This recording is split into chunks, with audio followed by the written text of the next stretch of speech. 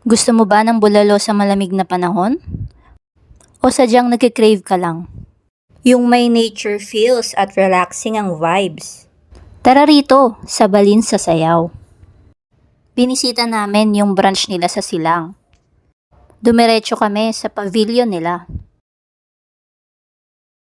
Talaga namang events ready ang place.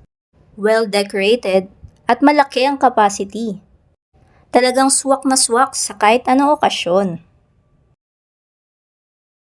In-order namin itong sisig, grilled liempo, buttered shrimp, at pusit. At syempre, itong bulalo nila na good for 5 persons. Grabe yung laman, sobrang dami. At yung sabaw, sobrang malasa.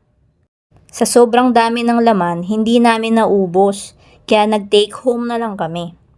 At nirefillan nila yung sabaw, 'di ba? Bukod sa pavilion, marami din silang individual kubos na pwede niyong pagkainan.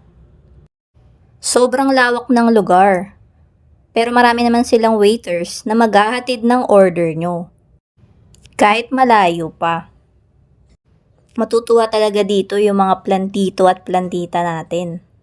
Nakakain ka na, nakapasyal ka pa. And meron din silang souvenir shop kung meron pa kayong gustong bilhin. Meron silang branch sa Silang at sa Tagaytay. You can visit their FB page as well. Thanks for watching. Follow for more adventures.